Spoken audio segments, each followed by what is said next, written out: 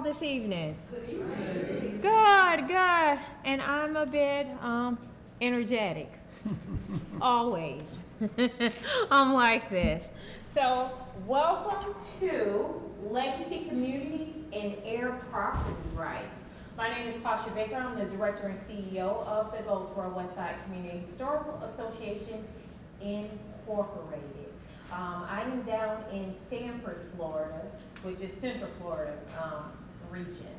And so I'd like to introduce our two panelists this evening, Dr. Sandra Thompson and Mr. John Nelson.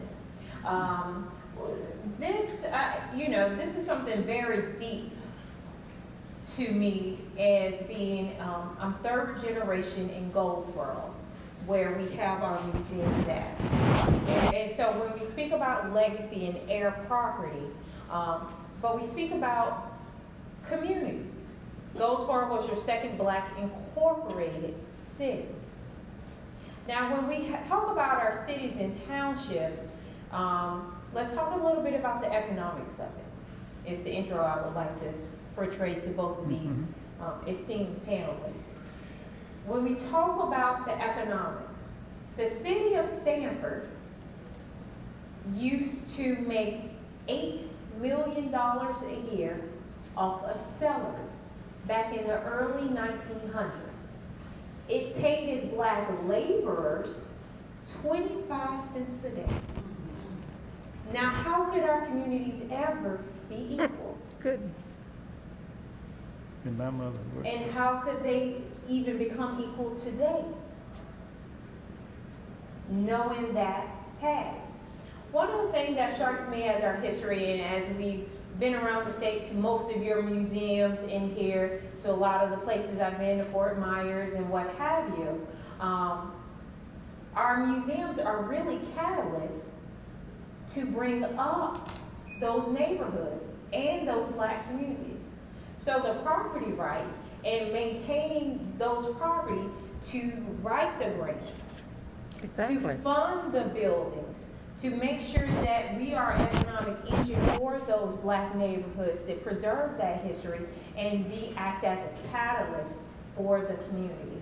So I'll let these two esteemed guests introduce themselves and a little bit about their history and presentation. And if you have any questions, please come to the middle here and use the mic.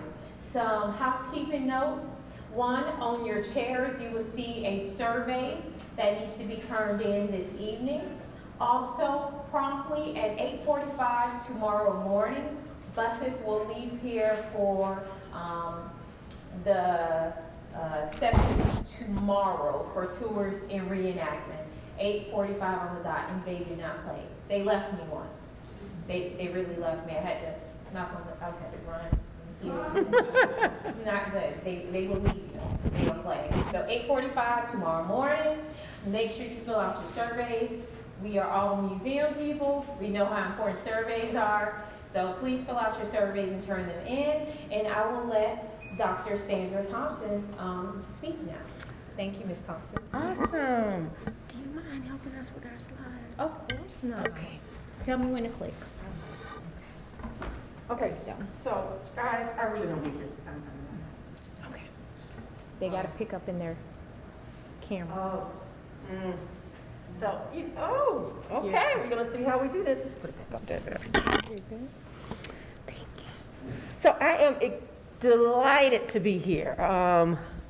As our moderator shared, my name is Sandra Harris Thompson. I'm a native of Tallahassee, Florida, Leon County, Northeast. Currently employed at Florida A&M University in the College of Agriculture and Food Sciences.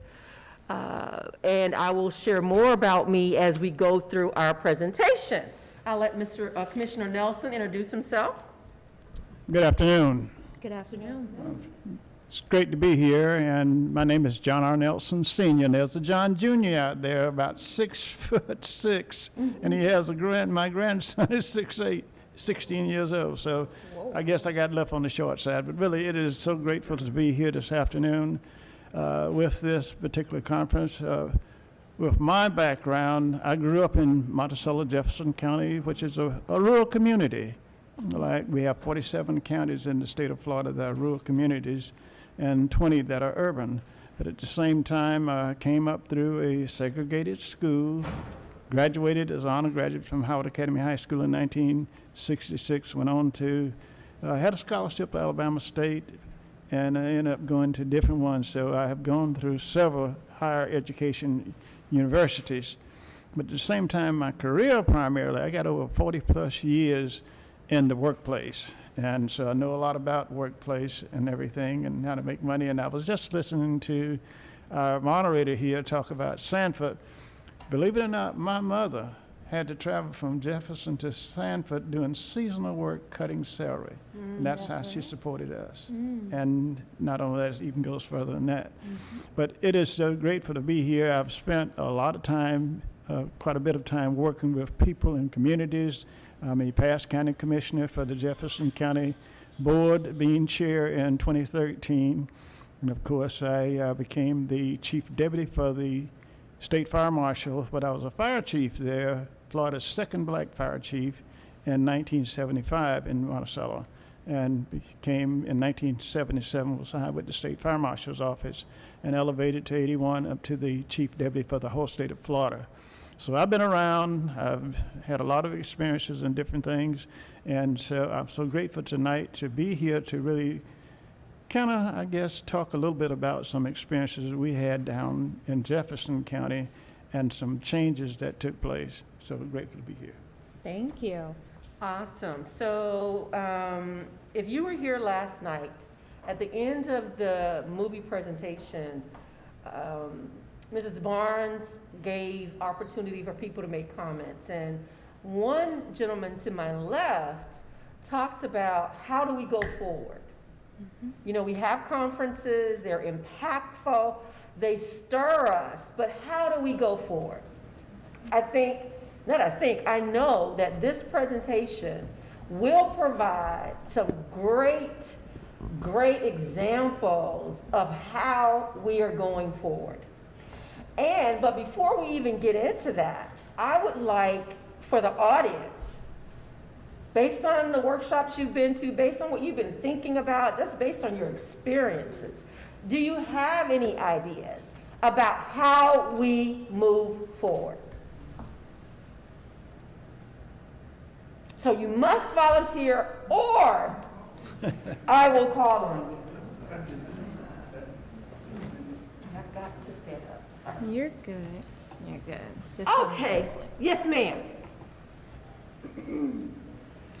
Good evening, everyone. I'm Kay Pelt Walker. I'm the volunteer coordinator with Volunteer Leon here in Tallahassee. For those of you who are visiting, welcome. And just me personally, and like everyone has said, this has been so impactful, and it just has made me think about myself and raising up my son, my 12-year-old, and my grandsons, that I need to, at this point, give them more knowledge, give them more information as they're growing up. So I'd like to, that's one of the things that I intend to do. So you see personally in your own home, at your own kitchen table, educating and giving your children, your descendants, more information. Awesome. Exactly. So that's a personal one. That's great.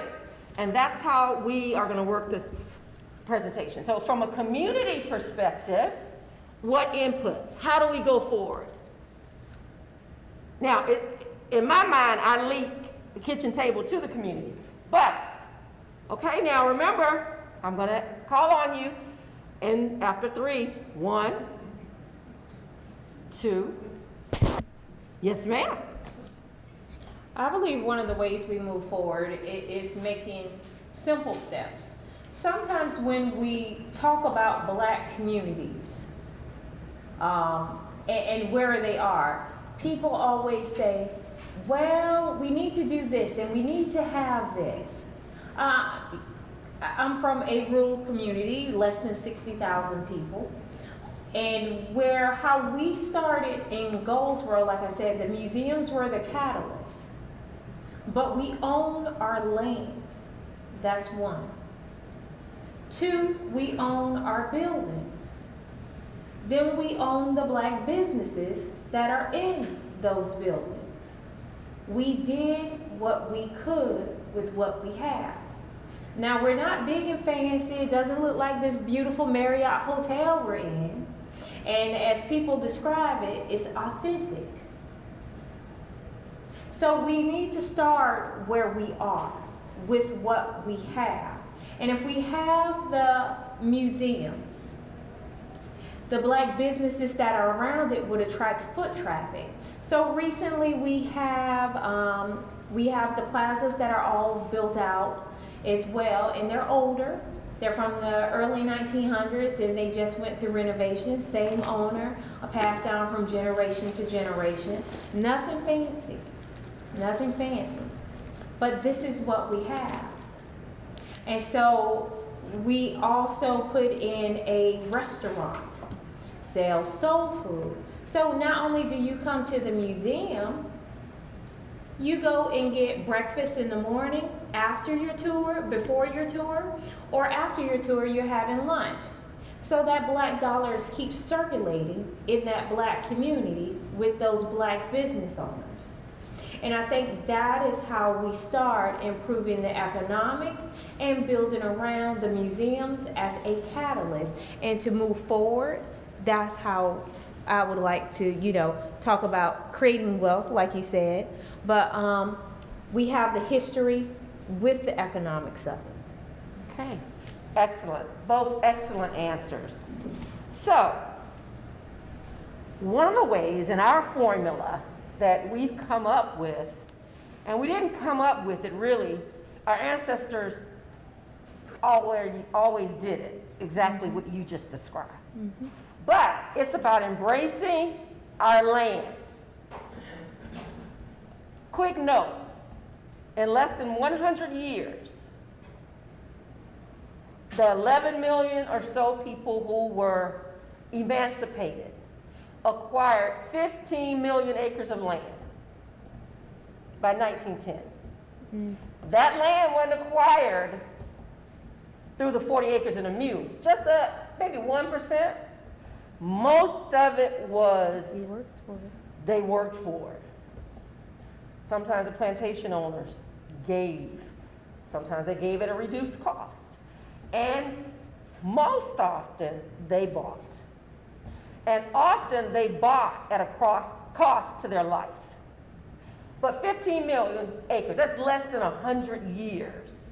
1910, 15 million acres. I want you all to be thinking as we go through this, how many acres do we own now? If you know the answer, do not say. Hold on.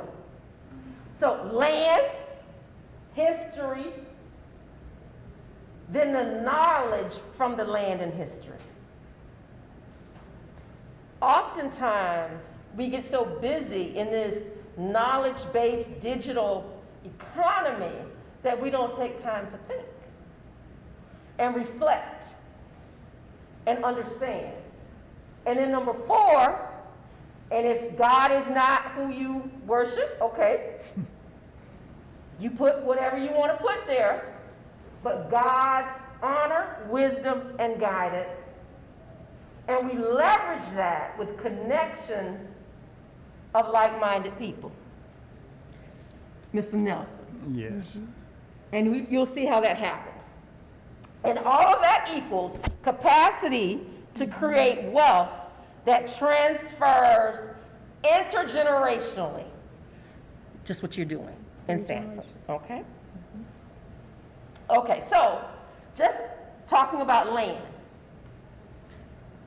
I'm gonna it's kind of hard to stay on all the points, but I'll just say, the main initiative to address land and heirs property began at Florida A&M in, say, 2018. That was a year or so after I had completed my dissertation on the contextual meaning given to the family heirs property title clearing process. And through that, the Family Heirs Property Resolution and Transformation Program began.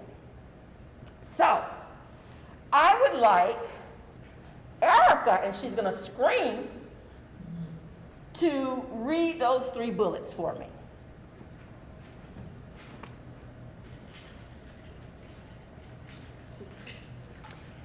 Heirs property refers to a home or land that passes from generation to generation without a legally designated owner, resulting in ownership divided among all living descendants in a family.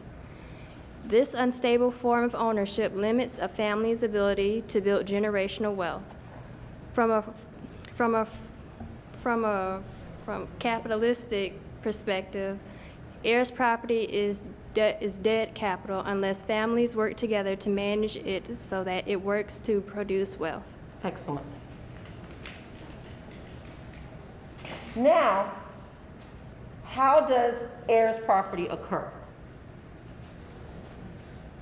So, if my great-great-grandparent owns 50, 100, 200, 300 acres of land, but did not have a will,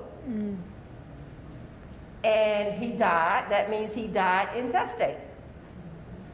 So the state laws of the state in which you live determines how that land will be transferred.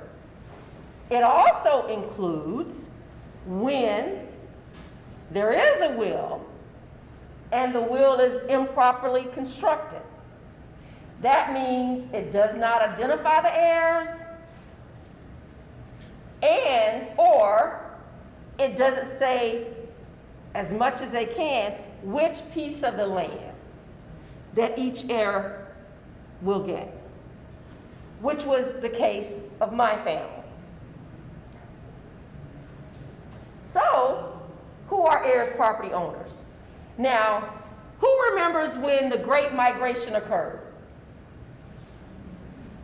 Okay, Attorney Flowers, when did the Great Migration occur? Well, there was several great migrations. I guess you're thinking of the ones in the early 20th century, 1910 to 1950, which drew blacks from the south to the industrial north, and that continued until the early 60s. Excellent. Blacks were exiled in their own country and way. Because they were going to find what? Make a better living, That's move correct. off the farm. So, question for you. Who has families who moved away? They may have come back, but raise your hand if you've had families that have moved north. Some moved deep south. Most moved north. Right. In Florida, they either moved north, Jacksonville, Miami area, DC, some further north. Now, when they left, based on what I just talked about in terms of intestate and heirs property, did they leave their ownership to the land? So how many generations then, Attorney Flowers, are there that are, I forget the word that you used, but I thought it was a great word. Exile. Exile. So how many generations do you think there are? Well, generation is considered to be 21 years. I think that's correct. You got to come up to the mic. No, just speak loud. Okay. Yeah. So your question to me is how many generations went there? How many generations then are there that were exiled that still have ownership to the land? And do an estimate on the number of people that likely entails. The number of people who left the South to migrate north, it was in the millions. Okay, most of them were not property owners when they left. That's why they left. So in terms of the land that they occupied, the question is, who was the record title owner? And that gets into a whole another discussion of intestate succession. Exactly. So forth. And I'm focusing on right now those who were landowners. My parents became my grandparents in 1946. but I have been working with a lot of heirs property owners who became owners in the early 1900s, some as early as 1850. Rare, but it does happen, right? So the number of people that own land is important because it affects how we navigate through economic wealth transfer, okay? So, what are the characteristics? The generational transfer, the tenants in common, all heirs have equal access regardless if they pay taxes, regardless if they live on the land, and for those who are exiled, regardless if they even know they own the land, okay? So it is owned by all the heirs. And that becomes a problem, but is one that we must understand and navigate through. So what are the impacts? Causes ill will, and fosters family disagreements. The situation is worsened because generational multiplication increases the opportunity for close and distant relatives to be co-owners. That's what we were just talking about. Now, we're talking about moving forward from emancipation. We've got a big thing in front of us, which is the land issue. Now, before I get there, let's just talk about it, the land issue. How is wealth created in the United States? Real estate. So what is heirs property? Okay, but what is the problem with it as it relates to a capitalistic society in the United States? It's not in a will or not in a document. A little bit further. You don't have to designate. So, but what does it create? Because you have not done that, and now it is I think heirs it's up for property. probate in the state, right? Goes to probate? Creates greed, right? It creates dead capital. You can't use it. So, think about it. How many acres did I say were accumulated between 1865 and 1910? 15 million. Okay. Who has a guess on how many acres we have now? 3 million. Wow! You right on it, girl! Gentrification. Oh my God. Between 3-4 million. Probably less now. Because I started using that statistic back in 2017. That's sad. And one of the main reasons is because of heirs property. Now, a question for you. Coming out of emancipation, was heirs property a problem for us as a people? No. Why was it not a problem? Didn't have the property. No. We got it. Yeah. We started getting it. Slave owners, yeah. So basically, when we came out of slavery, we didn't care how we owned it. Our goal was that every family member had a place to lay their head. You get me? And so title clearing wasn't an issue so much up until Jim Crow. more when we started being a knowledge-based technological society and a society based and looking at conservation. Because what that did, it changed the laws. And how many people could be on an acre, what they can do with the acre, how many acres they have to have for them to put a house.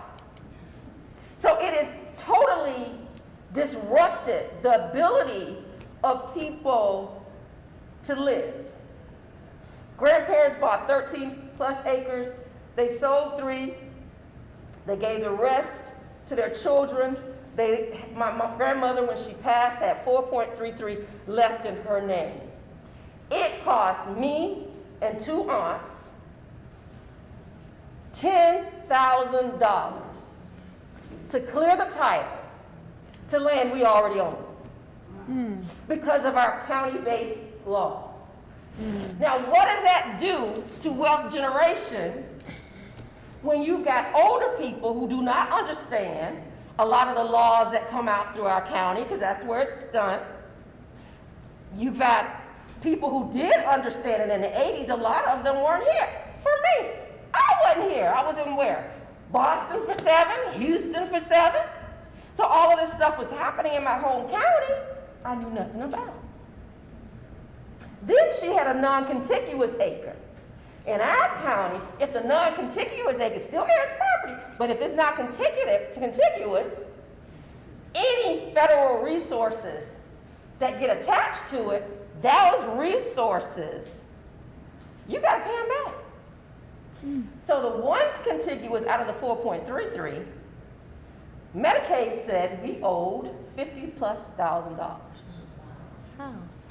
Grandmother lived to be 100. We kept her at home. She was just lived her life in her own home. But when she hit 99, she needed services that we needed to help take care of her. Everything we got, government wanted back. Fortunately, we had a good lawyer. But a lot of people do not have the connections or the resources to get lawyers, so it just came to the 10,000 that I talked about. Okay, so forced partition sales. Now, I'm not going to go through, I think I've given you enough for you to understand how land is a critical issue from emancipation to present day and into the future. That we've got to deal with it. We've got to do our wills. We've got to do our estate planning. When I first had to navigate my family through it, if you get real close, you're probably right there, you'll see my head is white. Why do you think it is? What did I say some of the characteristics were? Wisdom. Oh, Wisdom. people who love you, but it's hell.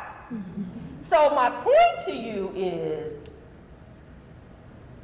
it's necessary, it's hard, but there are more people now. When I started in 2010, we didn't have anything in Florida. Now, there are a lot more people and organizations that are involved in the process. We have a lot going on. But forced partition sales, I'm not going to even go into it. I want you to read it. I want you to go look it up. I want you to understand the Uniform Partition Sales Property Act, what that has done to prevent the serious impact of a forced partition sale. And on one sheet of paper, I want everybody to put their email address. I'm going to put your email address and we will send you the whole PowerPoint, okay? Unpaid taxes. In Florida, this is what every landowner, particularly every black landowner, and then in addition, if they're heirs property owners, need to know. Florida. Adverse possession. Everybody needs to walk their land on a regular basis to see what's going on with it. 2 ways your land can be taken. And then there's eminent domain. A lot of our urban centers have been destroyed because of eminent domain when they bring interstates. But the more we are organized and working with people, that can be changed. Tax savings is one way of, I'm not going to say, not generating wealth, because there are other ways that are there to generate true wealth. But tax savings are a benefit. When you change your land or some of it to agriculture, there are a lot of programs that will benefit, help, they'll pay for wells and fences, USDA, if it's agricultural based. Now, this is the Southeast, but we can go all the way over to Texas. We can go up to Oklahoma, but primarily this is the Southeast. This was the home of antebellum enslavement. Now, which state has the most blue? Mississippi. Yeah, that's Louisiana. Current day, that's the amount of heirs property is in Mississippi. Now, what does that say about the wealth capacity? In Florida, We got a few dots. the dark, it's quite a few. And it's not that the green don't, it's not that there's not heirs property, but it doesn't rise to the Federal Reserve category of significant. But everywhere that you see that dark blue is at crisis level. So the move from emancipation to presentation, to today, to 21st century and beyond, you cannot do it unless you own your property as private property, unencumbered, clear title. That's what this country was based on. Now, we figured out some ways to navigate around. Well, not about merging titles. Merging titles through limited liability companies. Merging titles through trust. But you need a lawyer to help you do all of those things, okay? And this is all the stuff that we were doing at FAM. I'm not going to go through that. These are some definitions, so when you get the PowerPoint, you can go through those. And now I'm going to turn it over to Commissioner Nelson, and he's going to give you an exact case study of what has been going on in Jefferson County, right next door. Commissioner Nelson. Thank you, Dr. Thompson. Can everybody hear me all right? Yes, sir. All right, you know we got the mask on, but yes, there are some serious problems that's happening now. But Jefferson County is like any other small community. As I said, we have 40 rural communities in the state of Florida compared to 20. That makes up to 67 counties which are urban that probably don't have the problem that the rural communities have. What we are really experiencing in Jefferson, you have to go back to, again, after emancipation, most of us were kind of like an island on our own. We were out there, we had no worry, nothing, everything was, we accepted things as they were. And said, well, as long as, I was always told, as long as you keep your nose clean and don't really step over in somebody else's area that's not looking like you, you're all right. And we live by that principle. That's what my mother always said. And my grandmother that raised me always said, okay, treat everybody right and everything, you'll be fine. So the thing that we ran into, basically going through before emancipation, after emancipation, and then once we got into the area that we are now, and keep in mind, we had some good guiding principles that were given to us by our ancestors. They always gave us good guidance and said, do this, do that, don't offend anybody, treat everybody right and all of that. But we really never looked at the situation that we were in. So that's why I said we were on an island by ourselves in a sense, and we said, okay, everything is fine. We accepted things as they were. And doing that, then what happened? Then you come up to the situation where you got, that's where we were then, but now, after integration and all of that came in, it created a total different ball game. It put us in a situation then, now we're beginning to realize that we might have a problem here. Let me give you a case in point. As you mentioned, Dr. Thompson, my sister that I'm next to, about 4 years older than I am, moved to Philadelphia. So she was kind of total out of the picture. So if we had property that was worth anything, she was just almost out of the loop, but technically, yeah, she still had some access to what we had. But she never basically said anything. And so we didn't have a whole lot. From our family, we grew up poor and all, but then the thing about it, those that were still in Jefferson County, exposed to a very, very low economic situation where we didn't have the jobs that we needed to be able to improve our livelihood and things, and that's why my mother had to go. She used to ride back as far as New York on a back of a truck. And matter of fact, there was an accident where her ribs were broken, and she always suffered that. Attorney Flowers, she didn't know anything about getting a lawyer to go to the people that she was working for, that they would be responsible for some liability and everything. And she always suffered, she always had pain in her side. But here we were, now that we're on the scene and wise enough to try to figure out that we do have a little something, but we need to keep it. And so here's what happened to us. After integration came about in Jefferson County in the 70s, then what was happening then? Everybody had to go into the same classroom and everything and to learn. And what do you think happened? And I remember, Attorney Flowers, when I read about you, I believe you were involved with FSU football. Am I correct? What? Baseball, okay.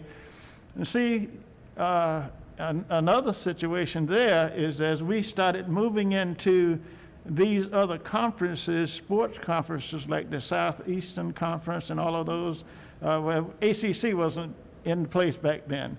But we kind of was stepping out of bounds to places that we weren't supposed to be.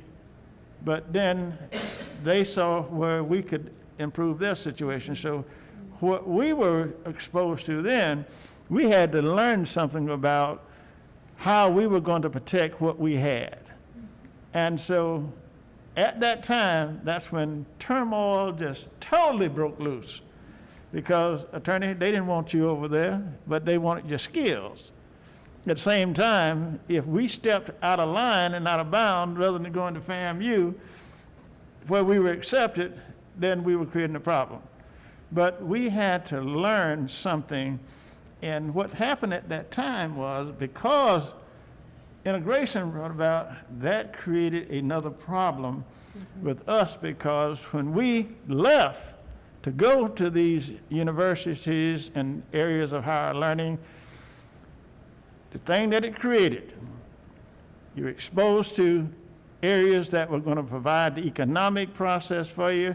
So once you left, once those students left, it would be 20 to 40 years before they came back.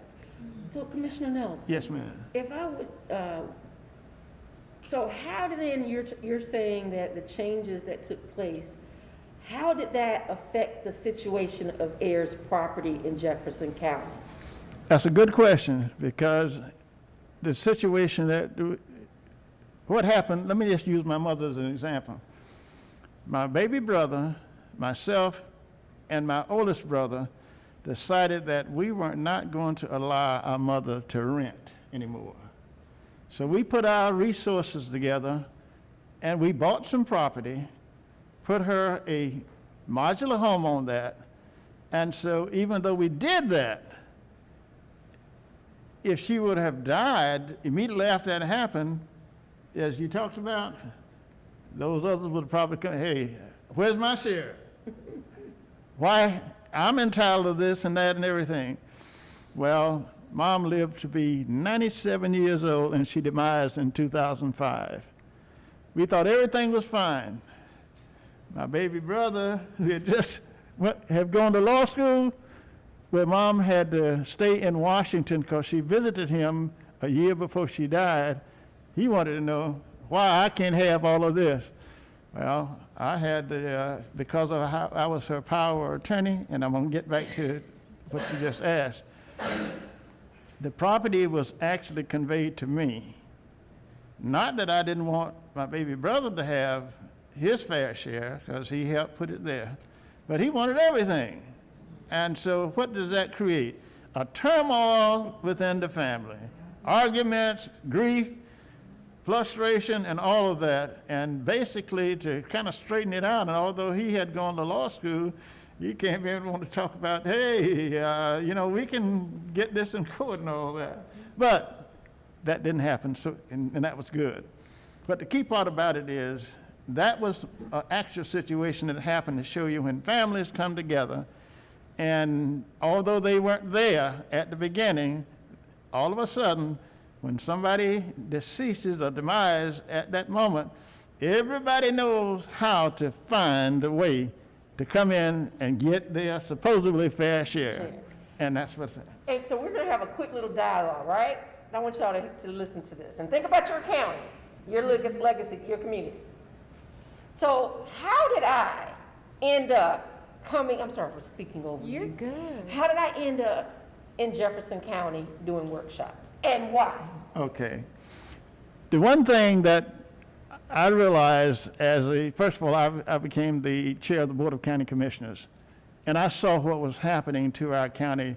And as Dr. Thompson said, we used to have the Gallon family is a good example. Gallon and Sons, that family was the largest farm family over there, and all of a sudden they started to lose property.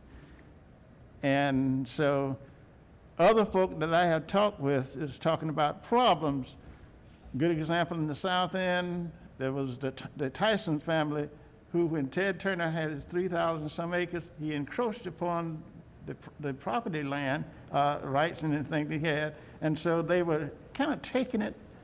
And so I started looking for means to really try to get people educated how to handle heirs property, because very few people knew how to do it.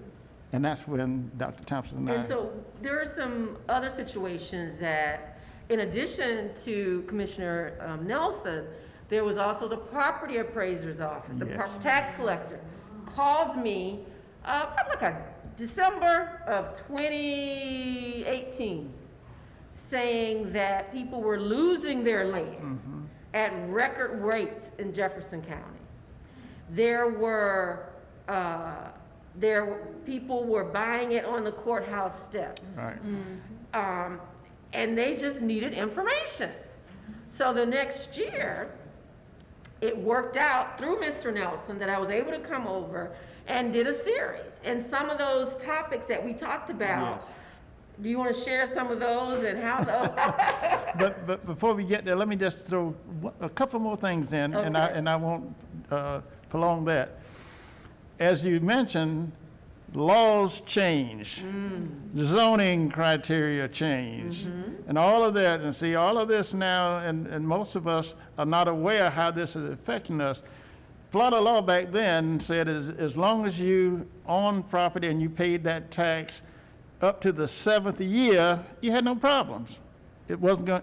It was not going to be sold on the steps of the courthouse. Well, a few years down the road here, a few years ago, all of a sudden, you didn't have, when the tax collector would advertise supposedly delinquent tax into land that's in the county, you could put it on a couple of pages. Now, a few years ago, when the law changed that after 2 years, and what people did back then, I'm kind of skipping a little bit, they would pay up to that 6th year, and you still had to get to that 7th year. So they learned the lay of the land then, how to kind of get around that. As long as you paid the 6th year, it never got to the 7th year, you didn't have to worry about it being reported to the Board of County Commissioners, and then the clerk of the court will put it on the courthouse step. But somebody got smart in the legislature, and I think they changed it to 2 years. Now, here's what happened. After that 2nd year, if it's not paid, the procedure is that the tax collector must report that to the Board of County Commissioners. The county commissioners can either buy it themselves for the county or give it to the clerk of the court, and he can auction it off as a tax sale certificate on the courthouse steps.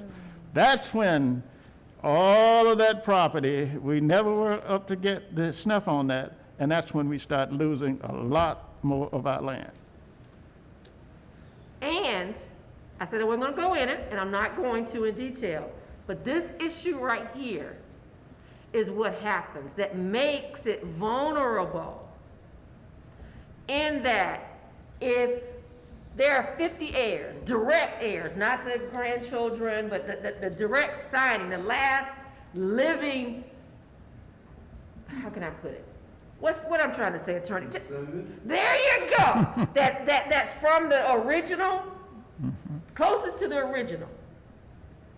If any one of them, even though they own it equally, sells it to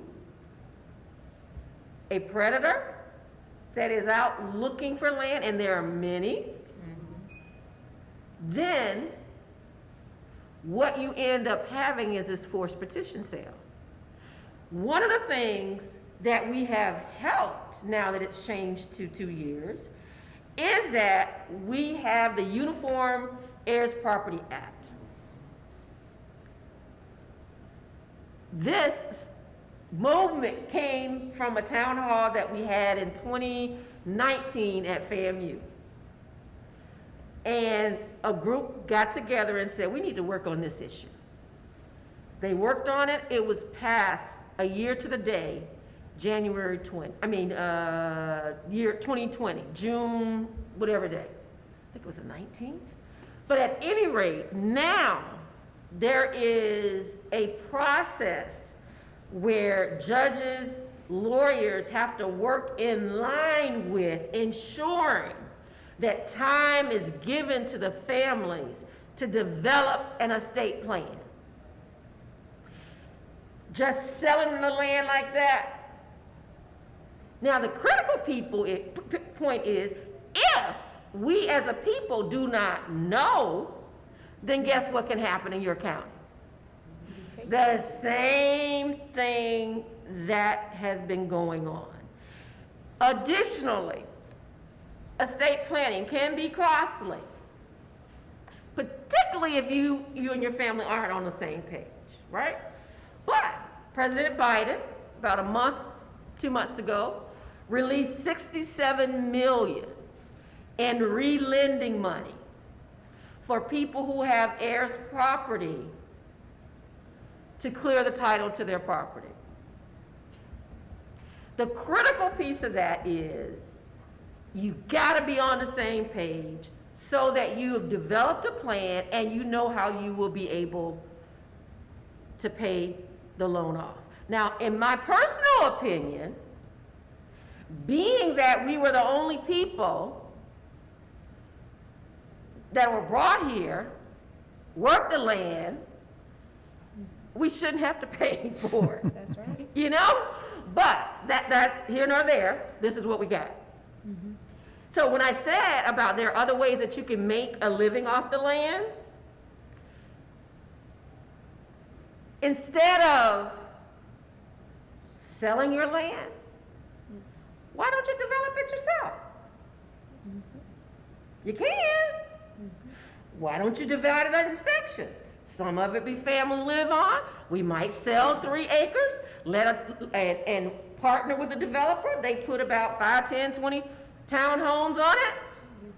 We get a certain percentage out of every one built. We never, ever, ever sell the land. We lease it. That's right. Correct.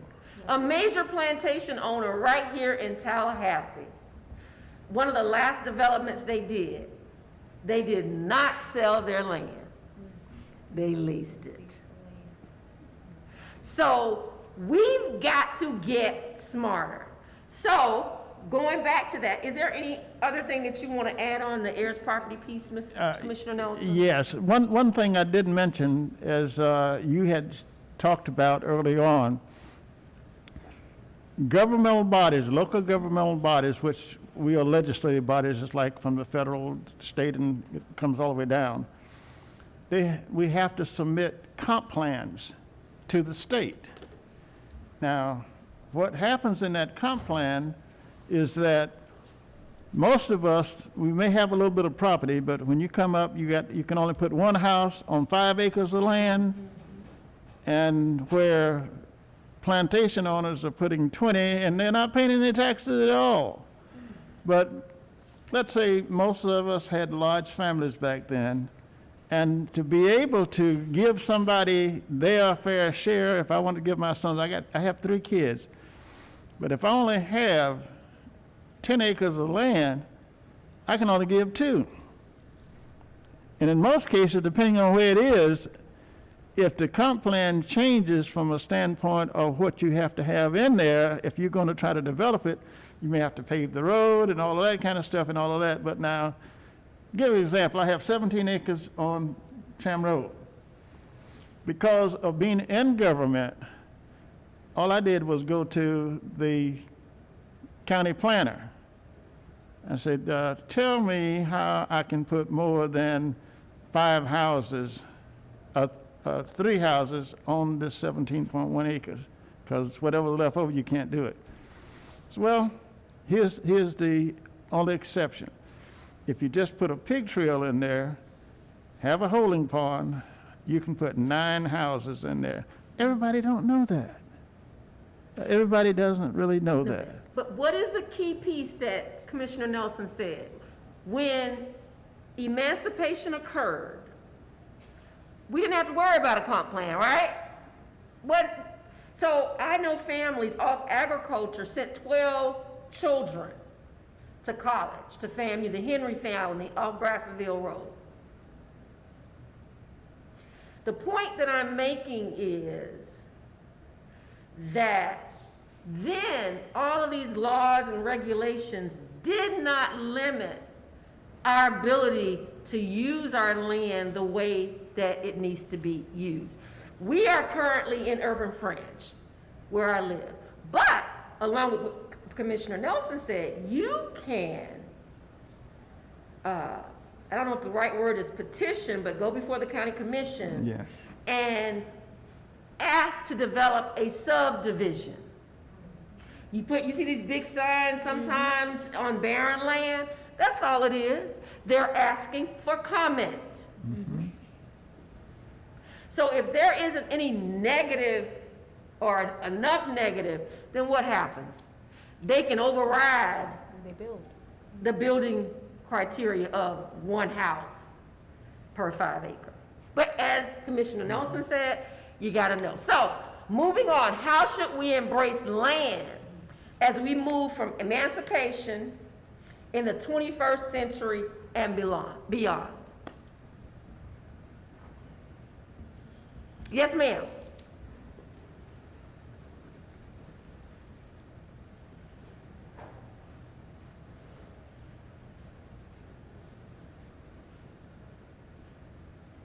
My question is, do the people who have this land know the extent of the land, and did their ownership are they solidified owners of that land from the historical and Heir Property, and how do you reach out to those people? Are they on some kind of roll? How do you know these people exist?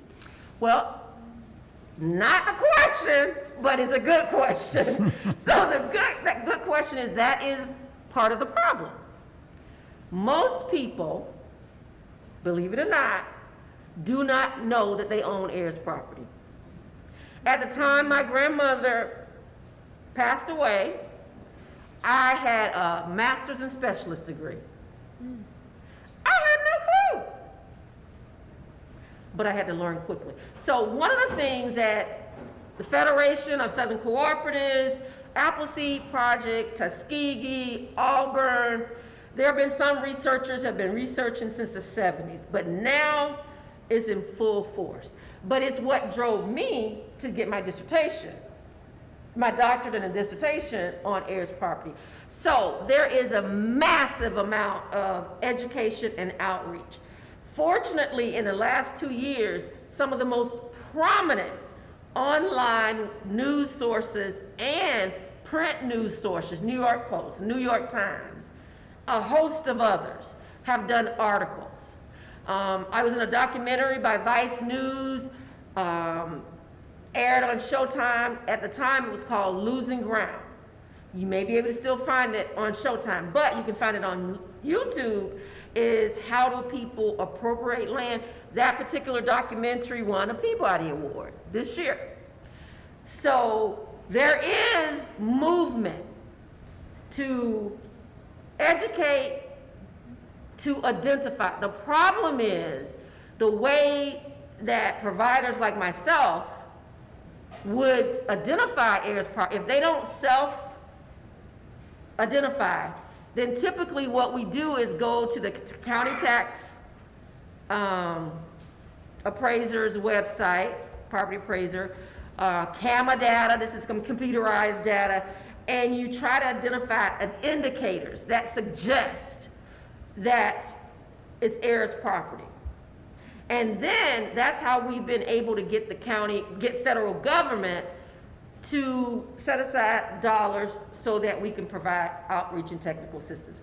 Very difficult, because every county in the 67 Florida counties and throughout the nation have their own ways of identifying land. Correct.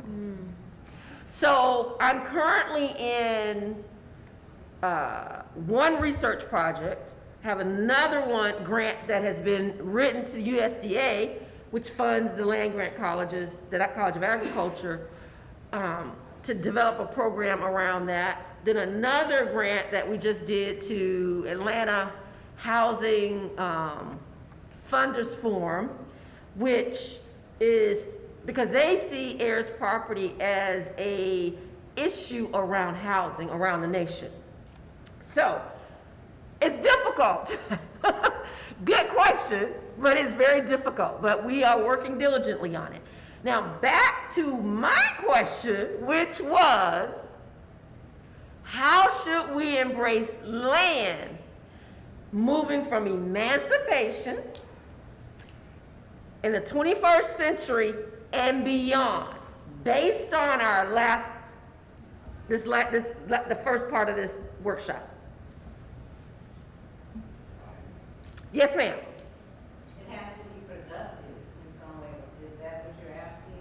It has to, you have to think of it more in terms of, I don't know, farming, like you said, subdividing. It has to be more productive than just a pretty site that you see, or we got 15 acres, 20, 30 acres, and it's just sprawling, trees and weeds and all that, but it's not producing anything. It's just there for show or there for nothing, really, for not. Because somebody is going to come and make your land productive. They have to take it. Exactly. I'm thinking more of educating yourself on the laws, going to those meetings, the city council, county meetings. It's important that he's talking to somebody there and recording this to play it back, and if it's hard, somebody's going to hear what you're saying.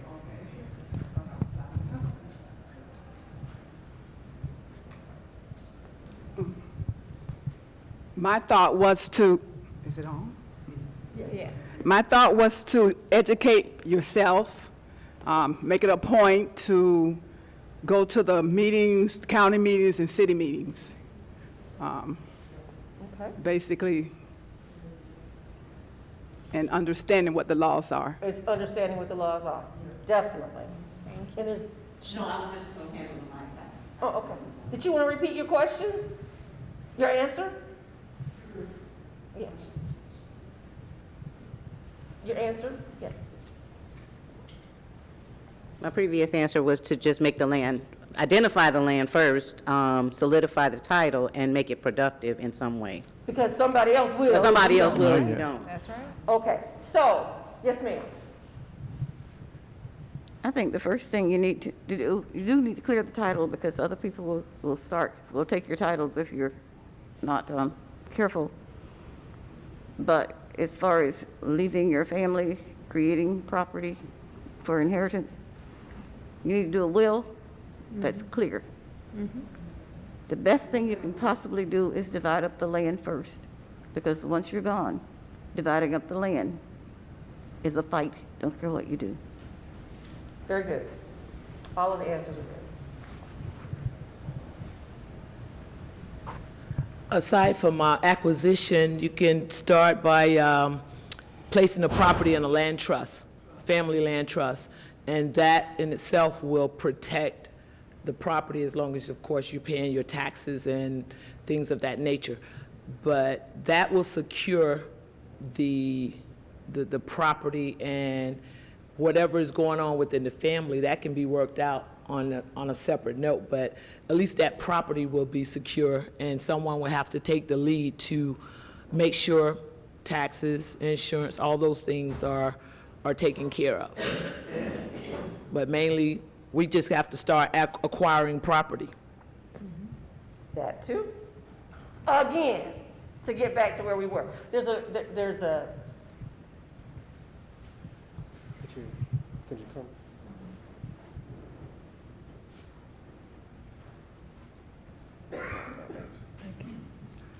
I was amazed at my friend who went to LA this summer, and she shared with me that her sister had been very secure with the land in LA. I said, what did she do? She said, well, she bought the whole block that she lived in, and she had a gazebo on there, and she enhanced it with different things from her house to the end of that whole lot she brought. And she put a gazebo on it, and she had a big birthday party. And the next block over from her, she bought that lot too. She bought 5 houses on that. She said her husband would go out, but she never went out. She took the money and saved it up. And every time she saw a for sale sign on the house, she bought it. And she bought 5 houses in that block. So she owned 2 blocks in LA because of the land she reserved. And somebody said being productive, she was productive, but she put 5 houses she bought on all those, on that one block. And then the other block, she enhanced that for herself, with her home, a gazebo, and a party house, and whatever else she needed. So she is productive with the land because she put houses on there that she rented out and used in LA, California. awesome. So everybody, everything that's been said is right on point. But the critical thing that I did not, don't get mad, that I didn't sense, I didn't feel, which is the reason I walked out there, I didn't sense any, oh, no. You mean to tell me we holding on to dead capital? We got to get together. Now, I might not be the one in my family, but I know somebody that everybody likes. Me and that person, I'm going to work through them so that we can start talking and get everybody on the same page, at least 90% of us. The rest of us, we can buy them out. Did you hear me? Yes. You're not going to advance generationally at the level that you need to, we need to, without land, not in the United States. The reason why third world countries stay third world countries is because they don't own the land. That's right. So if we're going to be in the United States, if our ancestors built the country of blood, sweat, and tears, then what? At least we, even if it's hard, get it together. I do Zoom calls with families all over the country who own land in Florida. Oftentimes, it takes somebody out of the family to give them a presentation on land and talk them through this for them to be willing to work together, then move toward estate plan with a lawyer, and move toward an economic development plan. Because when you get that land in order, you can do decisions like our sister in the back talked about. You can do that. Okay, we got to go on to the next session. Next piece is 6. You're 706. 706. Okay, so I'm going to start this out by saying, and we talked about this, Commissioner Nelson. Yes. Some of you may be a little upset with us, but that's okay. We have an answer that's going to make you feel really great at the end, okay? So remember we talked about land and what? At the beginning, what was on the slide? I can't hear you. Legacy communities. Land and, starts with an H. History. Land history, then the knowledge that's gained from the land and the history. And then the other piece. So, I'm going to jump around with this. Okay, that's fine. And you jump it right on in with me. All right. So, but basically, North Florida. Who knew that Florida, at least the northern part of Florida, is part of the Black Belt? The Black Belt. The Black Belt is supposed to be the most fertile, richest, but it was the hotbed of slavery. Yes. That's Mississippi, Alabama, Louisiana, Georgia, all the way up into some of the Virginias, North Florida. Well, North Florida was a last stand for the slave-based economy in the U.S. because North Florida has fertile soil. So there were a total of, there was enslavement across North Florida, but the 7 largest of those counties were Jackson, Gaston, Madison, Leon, Jefferson, Marion, and Alachua. Okay, I almost gave it away. Who had the largest number of enslaved people? Leon. Had between 9 and 11 million. Leon County. And many will tell you it was brutal, okay? And then, I'm not going to go in the last part, but it kind of talks about it. So,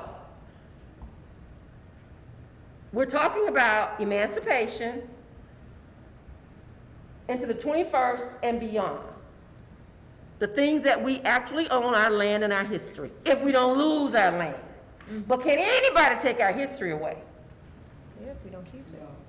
Can't take it away. It's all dependent upon us, right? And our land. So, what we come from is an organic living museum of American history. That's the value.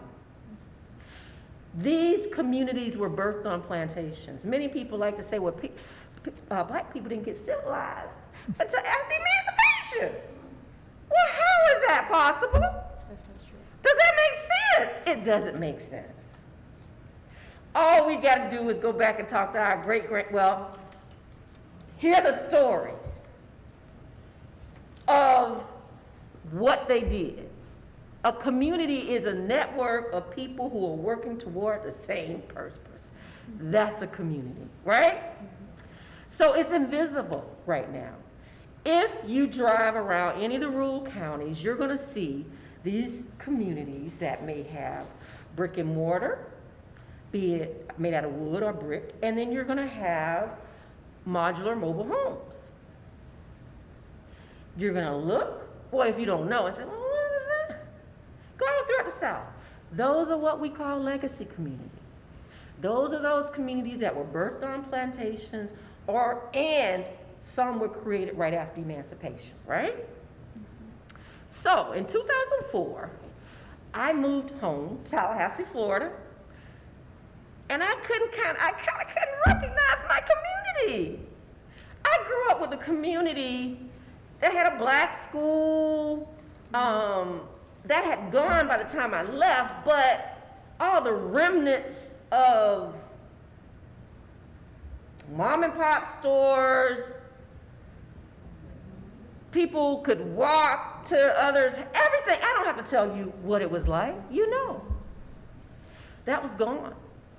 We were surrounded by 5 big residential developments.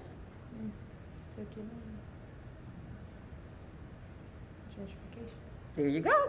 So what we've been finding is urban sprawl, out-migration, restrictive zoning, Yeah. Commissioner Nelson talked about, family heirs property, which we talked about at the beginning, perpetual under-appropriation of funding and services.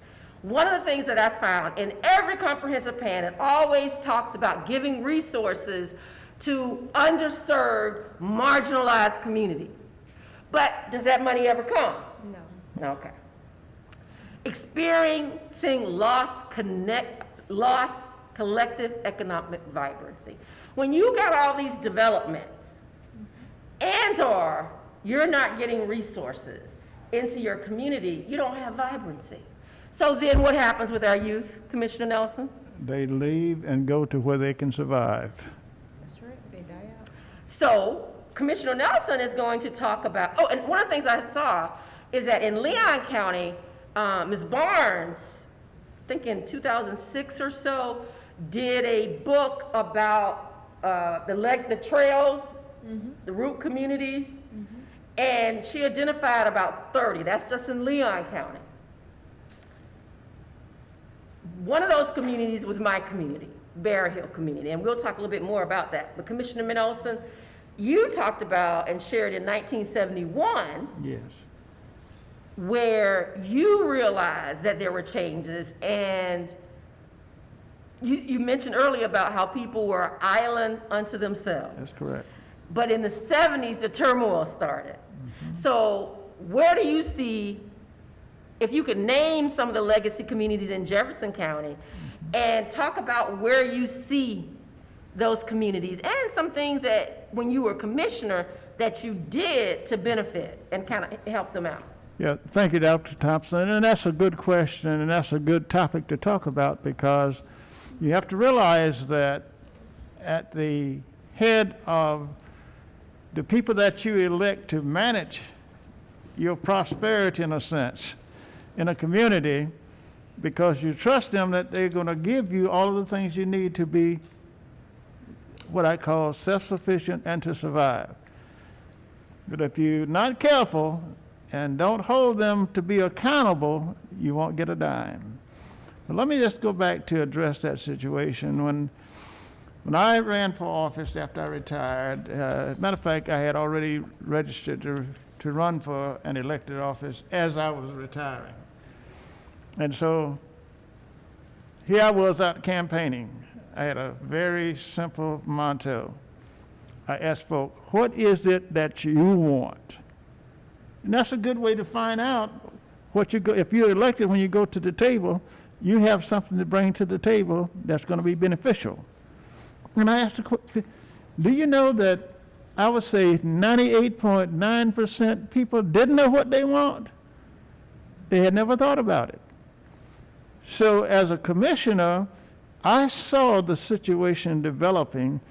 Also, I recognized that we had all of this historical stuff that had never been preserved or kept. But yet and still, I learned when I started doing my research, our county got, for the last 10 years, over $40 million in for historical preservation. We never got a dime of it.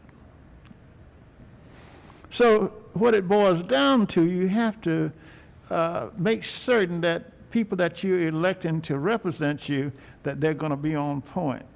Not only that, they're going to bring things back to you as our constituents that you need to really focus on, or try to give you information, what's going on at that level as a political person, feedback going back to the same people that you're serving. That's what we have to do. So hold your elected official accountable. But at the same time, what I realized is that we were getting all this money in, but we had all of this historical stuff out there, and it was crumbling to the ground. And that's sad. because as Dr. Thompson talked about, that's going to be our road to economic stability and economic enhancement. And I'll talk about that as we go on, because it's a parallel with ecotourism. And so I don't want to get ahead of the game. But what happened is, we got a gold mine out there. Yes. But a lot of folk don't know it, and people who may be in the knowledge of it, they're not actually making you aware of what we need to do as a community. It takes a village to raise the child. So people that's in the know. So what I did was I took it upon myself. And when I heard Dr. Thompson start bringing this thing to the forefront, I said, hey, we need to get on board, because my great-great-grandmother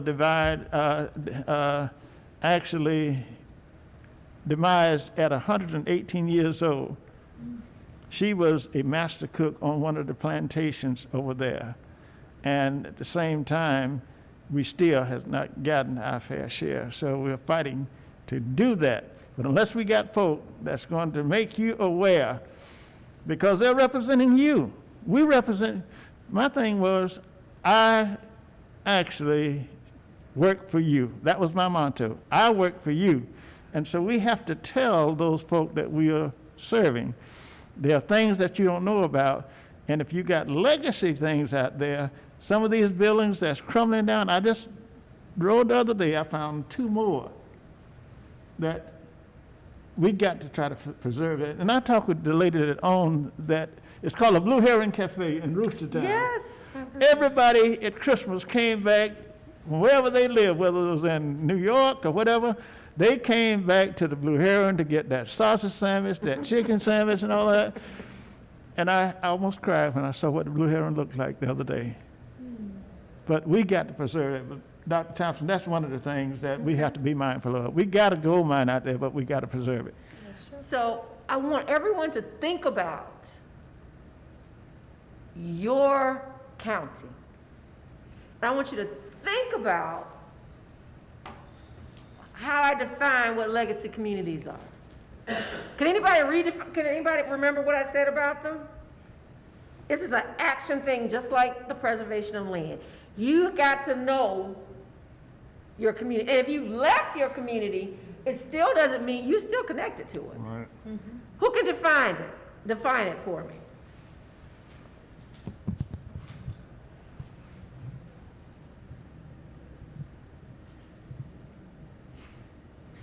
I'm calling somebody. You don't want to call. So if you know, you better help somebody out.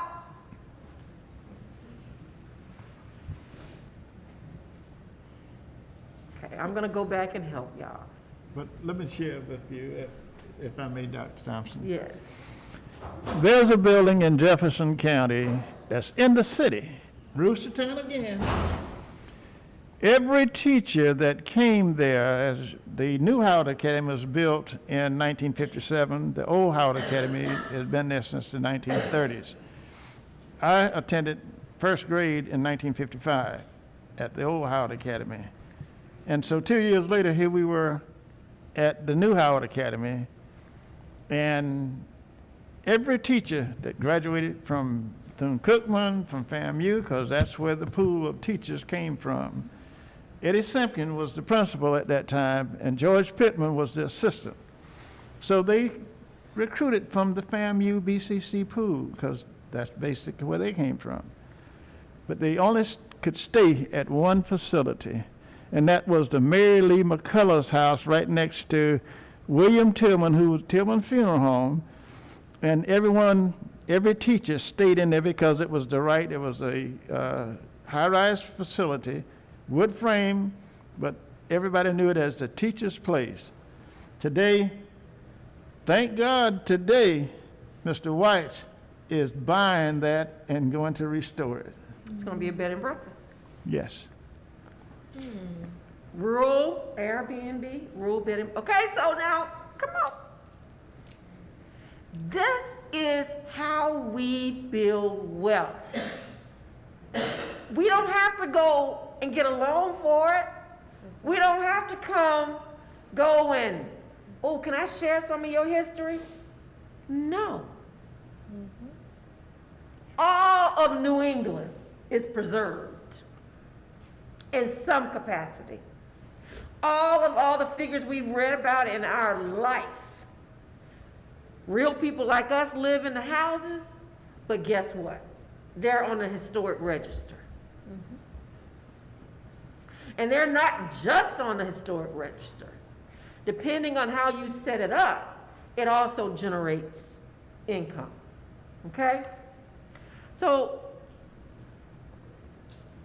I'm not feeling anything. Do y'all understand what I'm saying? Yes. Come on. This is vital. When those workshops on enslavement and Civil War and all of that, Jim Crow, this is how we take that difficult history and turn it into our favor. So I'm going to get you excited. In the state of Florida, we typically, black communities, don't hear about historic preservation dollars. Rarely.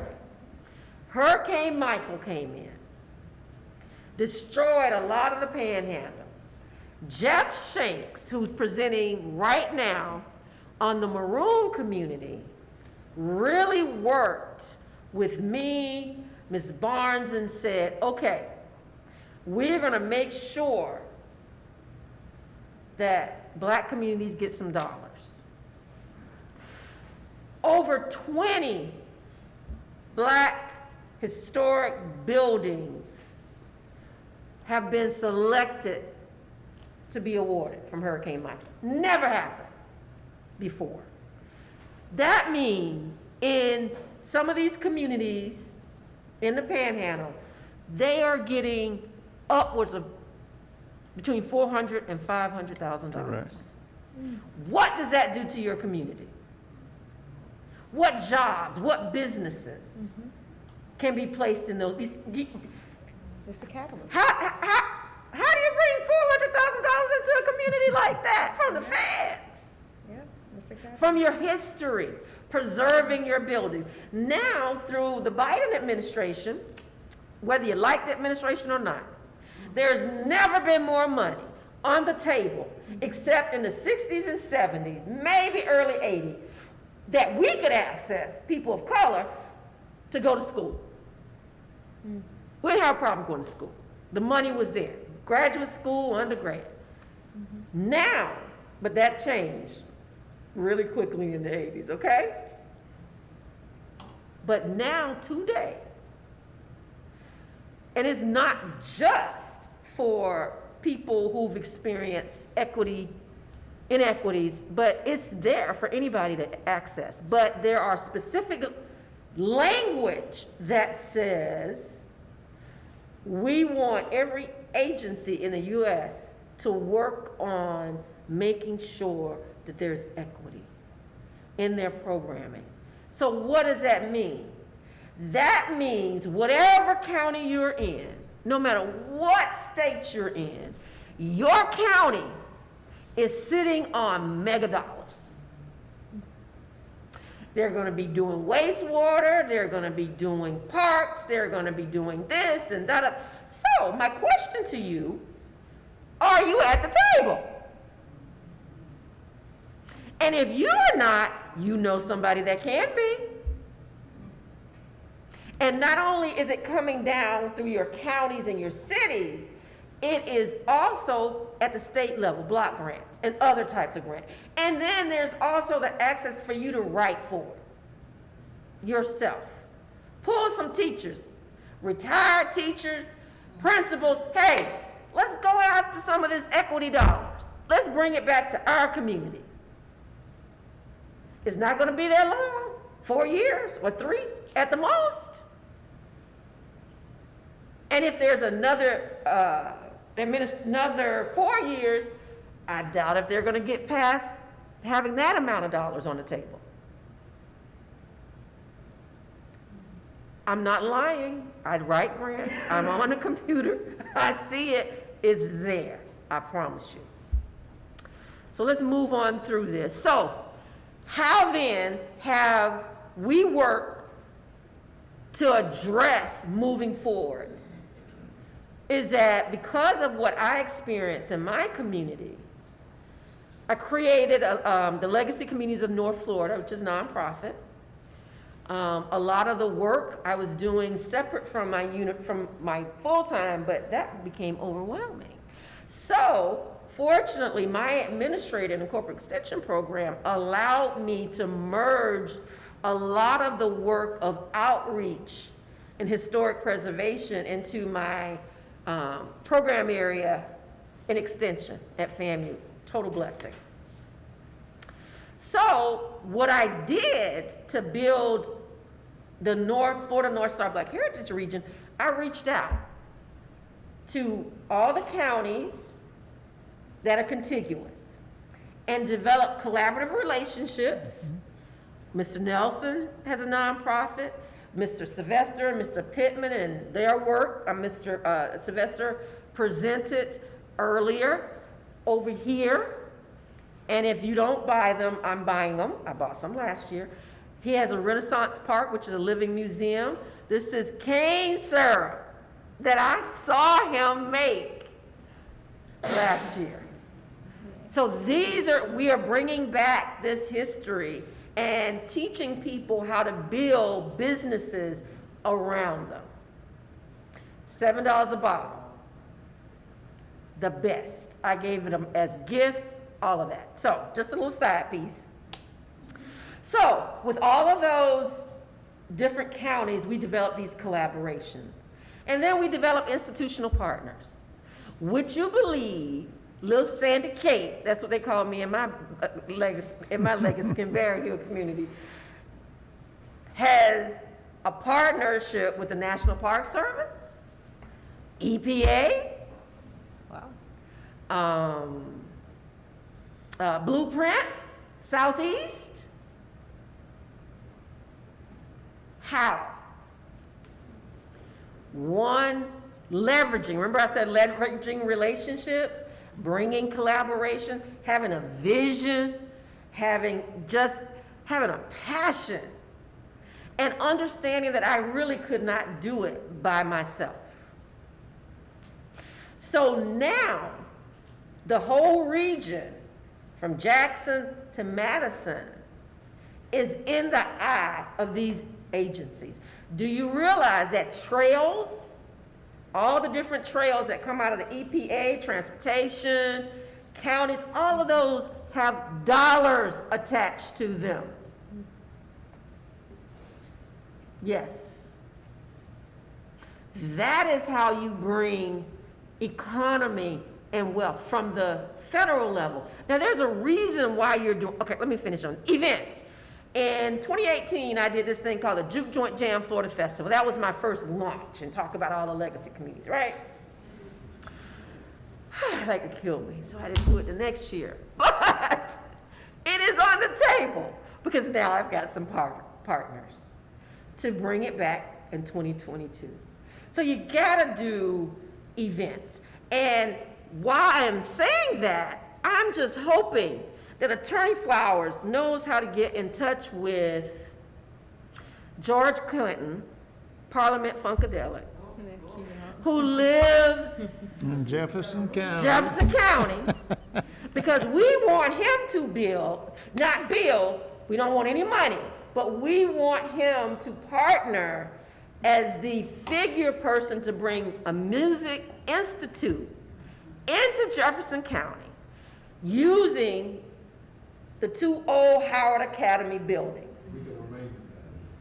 And what we want to do is that then we will have people coming from all over the world to learn about his creativity. He'll bring other fellows in that they will also learn from. Guess what? All of the National Park Service, all the Department of Interior, all these agencies, the Florida Humanities, all this equity, all of this in place money, and private entities will fund institutes. So you got to look in your community, see who's from it, see where they are, and leverage relationships, leverage partnerships, have a vision. Jefferson County isn't my county. I'm Leon County. But remember what I said? I looked around and saw the phenomena.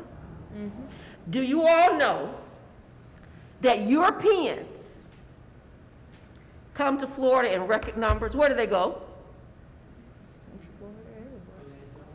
Orlando, Tampa, all the beaches. But what is one culture that Europeans love? Black culture. Everything. Research, fact. So as we package and build our communities around our history, the plan is to pull those tourists into, this is where I thought y'all might get mad at me. Okay, we want other communities to be legacy communities as well, okay? They already are. We're just trying to pilot so that we can demonstrate how it is done. And integration within the constitutional government. December 9th, Ms. Barnes and I are meeting with the administrator for city government, Tallahassee, the chair of county government. Why are we doing that? And what are we trying to do relative to Florida North Star Black Heritage Region and legacy communities?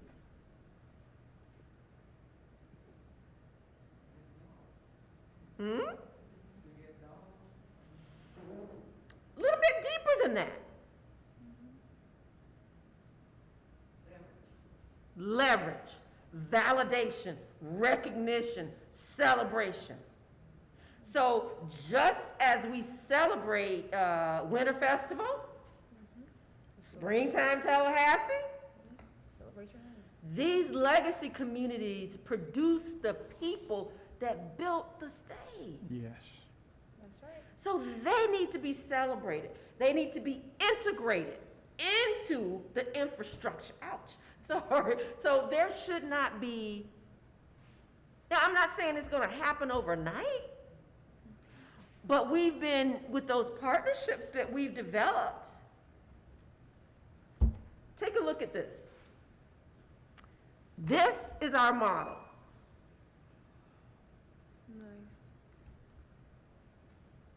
The only county, and we do have a partnership, but we haven't been able to work as much with them, is Madison. But all those counties, we've identified legacy communities that originated on plantation during slavery, and some came after slavery. And this is the economy that we are strategically building. Now, does that mean it's only for Black people? No. The goal is that we all celebrate the contributions of Black people, as well as others, okay?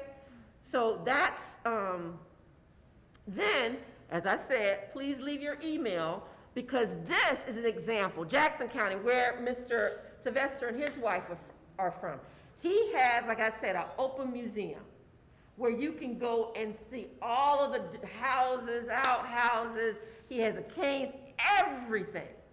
So that is something that we are working diligently with Jackson County to integrate through Florida State Department of Urban and Rural Development, not development, urban and regional planning, worked with me, partnered with them in 2019, and then they applied for a Department of Historical Resources grant, and we were able to use students to go and interview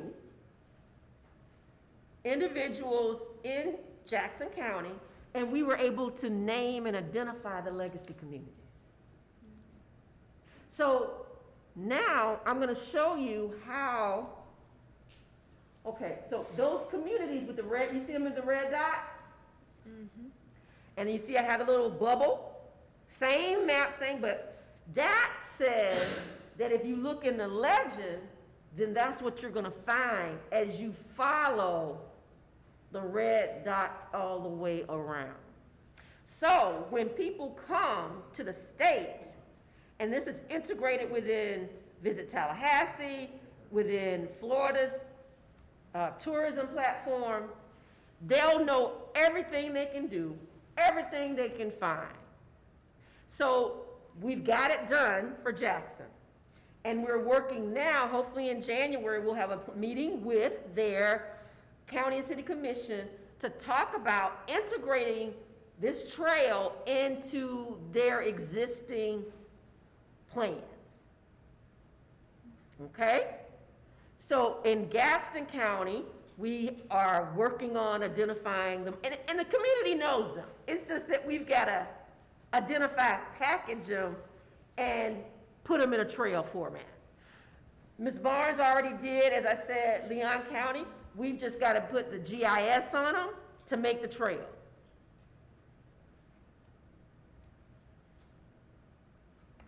So, Mr. Nelson. Yes. Commissioner Nelson, do you want to name some of the legacy communities in Jefferson County for us? All right, first of all, Mr. Funk, Lloyd is a legacy community. There's a lot of stuff out there. Well, we have about 9 that I've already identified. And as a matter of fact, I'm glad you said that, because this is the county map. I just happen to have it with me. See all these little tabs here? Those are legacy communities that we have identified and are working with Dr. Thompson.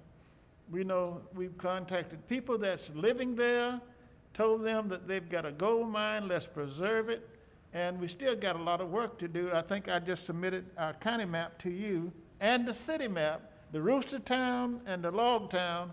We've got a whole lot of stuff. So here's the thing. We have wealth building. Now, the other thing about Jefferson County before I go there is that while I was on the Board of County Commissioners, there was a group of committee people that were already appointed before I got there. They have already identified those historical trails. There's a map just like this at the Chamber of Commerce that you can pick up, and you can, and every year or 2 years, you'll see a whole lot of motorcycle riders, bicyclists, and all of that. And the same thing, Dr. Thompson, the money that was over in greenways and trails, when I was on the board, we got every dime we could get because we wanted to do that. The critical piece of that is, how has those trails impacted Black legacy communities? Has it? That's the first question. Has it? Depends. Sometimes they beautify their community. No. No. That's correct. Why? Why? Okay, let's go back up. Ooh, I went out.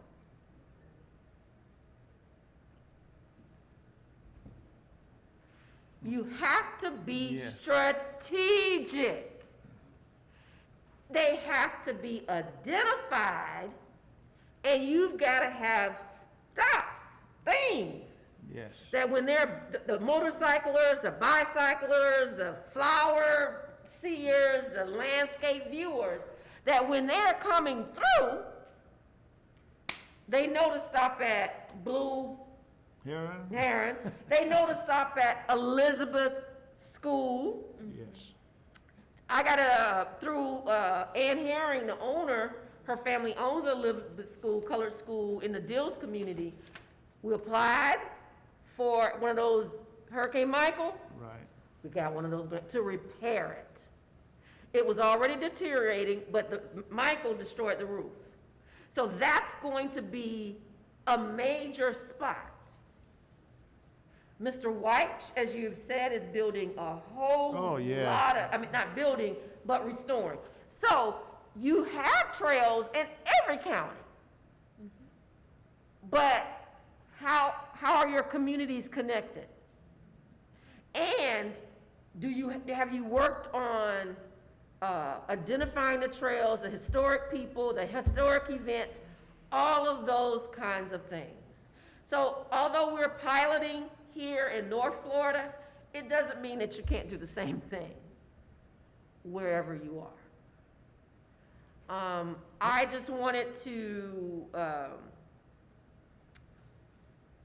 conclude, but give you a chance to ask questions and buy some syrup if you want, from Mr. Sylvester, is to recognize Commissioner Nelson.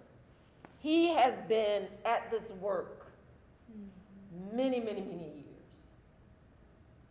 There were over 500, tell me the roads that you... 500 miles of unpaved. 500 miles of unpaved Right. roads in Jefferson County. That while he was a commissioner, they got paid. Now, how does that impact Black legacy communities? Property values. And how does it impact people being able to go to those communities? There's a community called the Lake Community. Yeah, Lake and Westlake. Lake and Westlake.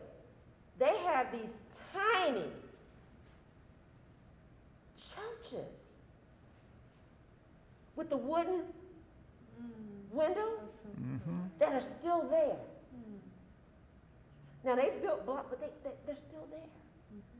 Gotta get to transportation. Tiny churches that they use that built up in late 1800s. Yes, Late 1800s. early 1830s. Wow. Yes. So now, what are we going to do that in terms of historic preservation? Yeah. Okay? Cultural stewardship. And so we can build meccas in these communities that people decide that they're coming. So are there any, thank you, first of all. All right. And thank you. And he's patient with me. That's another. So I really appreciate you all coming to the class, the session. If you have any questions for us, we would love that. Erica, if you can have a sheet, and those who want us to send the PowerPoint to them, please put your email, and remember to fill out the evaluation form. But Erica, why don't you, this table right over here, Erica. Please come up, give us your email. We'll send the PowerPoint to you if you would like it. Any questions that you may have, this is the time to ask them. Yes, sir. I have lots of comments. Excuse me. I didn't come here planning to be a presenter. Please do. But my name is Fred Flowers. I've been practicing law for 40 years. So I'm going to share with you some experiences from 40 years of practice of law. All right. Portion of my practice is personal injury and wrongful death, a portion is civil rights law, and then there's the other portion called probate. Yes. Which attracted me to this seminar. And so I want to commend Dr. Thompson and the rest of the panel members for having the foresight to bring this information to us. Shit, I didn't know you were so dynamic. But I have a proposition for you. Yes, sir. And when I make you this offer, you're going to think I'm playing with you. Okay. We would like to hire you. All right. Okay. We own, when I say we have a 10,000 square foot bed and breakfast facility in Thomasville, Georgia. It's owned by my sister Darby, but there's a carriage house. It's a 4-acre plot of land, and the back is a carriage house. And the person who lived in the carriage house, he was responsible for the horses and the mules. He lived very well in the carriage house, had a bathroom facilities, and then in the mansion, I really understand the dichotomy between the black people who worked in the fields and the ones who worked in the house. Yes. Because the third story of the house has a miniature bathroom, miniature kitchen, miniature everything. So when the house servants, when the master got sick, it was we were sick. So I understand the dichotomy that we were all faced with. So I would like to hire you to to find money to help us renovate what is called the magnolia leaf. What am I gonna say? As long as she's paying on as long as we can pay her on a continuous basis, we're good. But it's really, it's like a museum. You have to come see it. All right, probate. Probate is a process whereby a court of law decides the ownership of property that was owned by a deceased person and how is it going to pass down to their heirs. So what attracted me to the seminar was the whole concept of heirs property. Yes. Heirs property cases are very, very difficult for a lawyer. The cases I would do 20 years ago, I wouldn't touch now. The reason is the animosity between the families. Yes. Mm-hmm. So you can have property passed through the execution of a will, which people may disagree with, but there's no dispute. Right. What happens to our people, there is no will. It's called intestate succession. And so the grandparents left 100 acres. So what starts to happen is the heirs, they say, okay, you take this corner, you put a trail over here, you put a trail over here. So you wind up with all these properties that nobody owns. And it's just an emotional draining process where I've seen sister turn against brother, brother against sister. Yes. And I'm very careful of those dynamics because I won't touch a case because you pay an emotional toll as a lawyer dealing with all that anxiety. Plus, it's very, very expensive. So the first thing that we can do is to help ourselves by having a will. And if you don't own any land, there's no reason to have a will. What about the ladybird deed? I don't know. What you talking about? It's a type of deed that would avoid probate. Sir, I hear the word ladybird, but it means nothing to me. It's a law in Florida. I'm not aware of it. Okay. I mean, that might be a common term, ladybird, but, I don't know what that means. I know what you mean. It is, it's kind of like, say you have a parent and you kind of sign it. Lord, I don't want to give you the wrong, but it's like how you use it as a way to prevent probate in, I'm not saying it's right. I'm just telling you what I've heard. Okay, I know. Because I'm not a lawyer. Go ahead. But they use it so if a parent is elderly, maybe declining, they can kind of sign everything over to the family member. Okay, I got it. Is that right? I got it. All right. There's the Florida statute requires that a will has certain components. Right. Okay? Okay. And if the will does not have those components, it's not valid. So when you say ladybird deed, I don't know if you're talking about a written document signed by one person, two persons. I don't know what that means legally. And that's the problem. Right. So it doesn't exist. It doesn't convey ownership to property. But like I say, the one problem people have in drawing up their will is designating someone to be in charge of their assets. The old word was executive. Now it's personal representative. So a lot of parents say, well, I have 6 children. I want 2 of them to be the personal representative. I say, that's a bad idea. But I don't quite say it like that. But because if you have to make a decision, you have a 1-1 tie. So nothing can be done. So if you're going to have more than one personal representative, you need to make it an odd number. Mm-hmm. What I've observed is that the reason many blacks don't have wills, and especially black men, is that it forces you to deal with your own mortality. Yes. And so if you approach an elderly black man, the wife or the daughter says, well, Daddy, why don't you do a will? First thing he's going to say, what, you trying to kill me off? And so that's a big part of it, and we have to somehow change that. I had an elderly gentleman, I did his will, and he wanted to leave one of his sons $1. I said, sir, if you leave one of your children $1, he's going to resent you for the rest of his natural life. So let's do it this way. Let's, in your will, let's say that in drawing up my will, I've acknowledged the existence of all of my children, and leave it to whoever you want to. But don't go to the grave. Don't go to the grave with a negative spin on your whole life.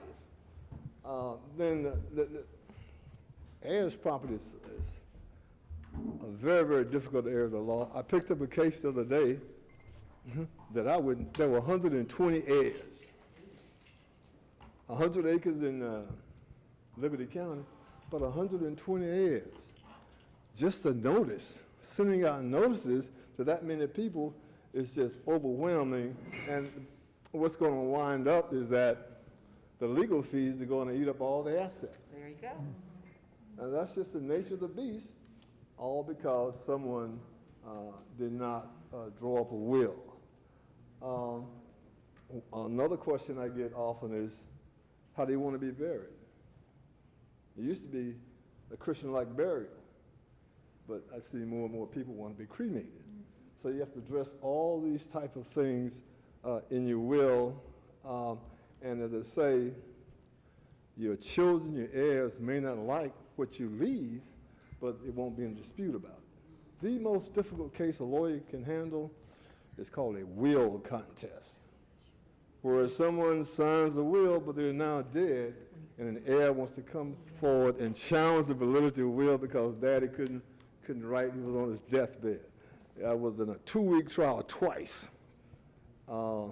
We won before one judge and lost before another judge. It went up on appeal. Very, very difficult to prove that mama or daddy did not know what she was doing when she's dead. So you have to look to the medical records, the signature, things like that. Probate, as I say, the minute you own something, you need to get a will. That's right. But you are so dynamic. I had no idea, and I really appreciate your energy, and I'm dead serious about what I said about hiring you. We need your email so that I can It's on there. Oh, okay. I mean, thank you so much. And I did attend your event that you did at the... Which one was that? The one where I think the University FAMU owns, where you announced the opening of... Oh, the Civil Rights Institute? Yeah. Oh, okay. It was a wonderful event. I gotta go. I gotta quit. Because I gotta quit. Okay. FSU Civil Rights Institute. Yeah, go ahead. Yes, please, talk about that. Okay. That's one of the reasons I came to the seminar, because I wanted to see how y'all were going to present this information for public consumption. And so we're planning similar things on issues like voter rights, critical race theory, things like that. So as a graduate of Florida State University in 1969, I cannot believe the transformation that has occurred at Florida State University. They receive me now with open arms. It wasn't always that way. Oh, yeah.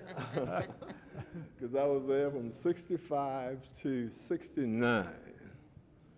And now I'm a beloved alumni of Florida State University. But I was one of the most militant students that you'd ever want to see at FSU. You integrated it, right? Yeah, I was the president of Black Student and all of that. I was a very, since I'm on the mic, I have to be careful of what I'm going to say, but I understand my emotional state then, which was mostly anger, that has now been transformed into an understanding of my own mindset and where other people are. So everybody's the same now. Some of my best friends and some of my worst friends, black people. Oh, yeah. All right. All right, thank you. Thank you so much for sharing. Thank you. Anybody else before we close out?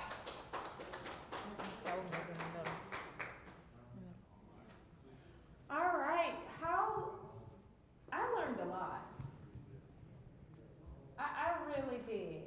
I learned a lot of things that I did not know and some things things that I need to follow up on, and I see how you integrated that all together. And I know quite a few of the audience members in the museums. We just started, she has a new museum over there. We just started, I think, 2 years ago, or about 2 years ago in the works.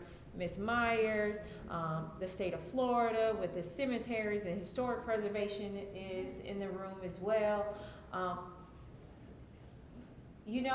think you were just just that wealth of knowledge and how we can break that down and to implement it into our own strategies. And I think you speak to the vision of what Ms. Barnes created when she created the FOPN network, which was to build this wealth of resources, like you said, with historical museums, but with the power and the knowledge that you put behind it with integrating it with the communities. And as a catalyst, with then taking it one step further and working with the different commissioners, local. And I think that's the key word here. It is. It's It is. local. Yes. We didn't look to the state. This wasn't federal, but local. And I think a lot of things that what she does up here in Leon County, in Tallahassee, to preserve the history here, are done on the local level. And building those relationships. And then I think the biggest part, what she said, is heirs property. Somebody own it. Yes. We own it. They never let go of ownership. Not one time did she say sell. And if she did say something that was, she said, I'm going to lease it to you. And I'm going to put that lease in for 50 years. 100 years. Then he said, I'm going to take that, and then we're going to integrate it with some folks that we know got money. And then I want to make sure we're clear here. And let's break this down on a very granular level. This is our tax dollars. Yes, yes. Everybody drove here. We pay the gas tax. All these fine clothes we got on, we pay the tax. Yes. The shoes, these fancy laptops and iPads, we pay the tax. Yes.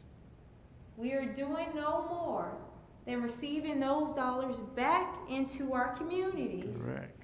And to build, like she said, intergenerational wealth.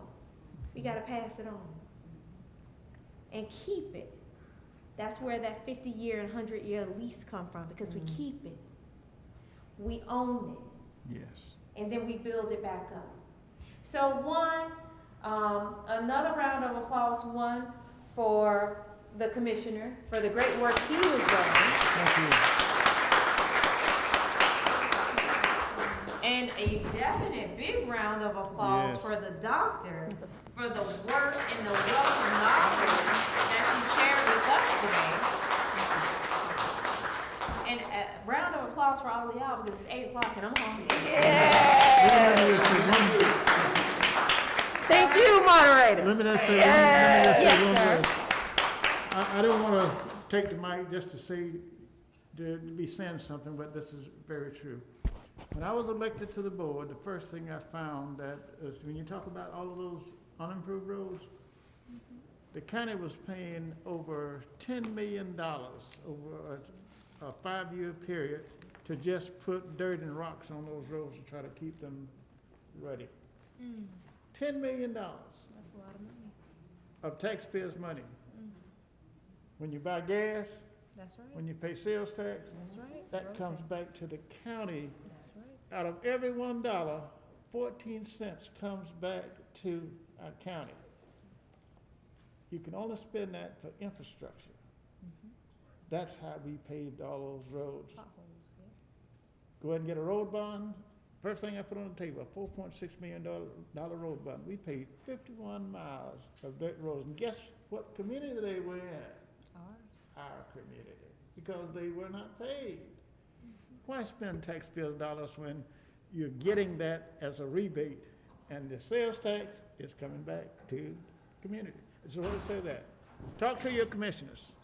Definitely. And I want to point out, that was a key into, when she put up the map of the communities, the different stars, and it had the key on it. Remember, how can we get there? How can we see that beautiful little church with a wooden steeple without transportation? Ah, that's the key. And I'm the chair of the Transportation Disadvantage Committee. That's right. Because how do you get to work? How do we get here? Transportation.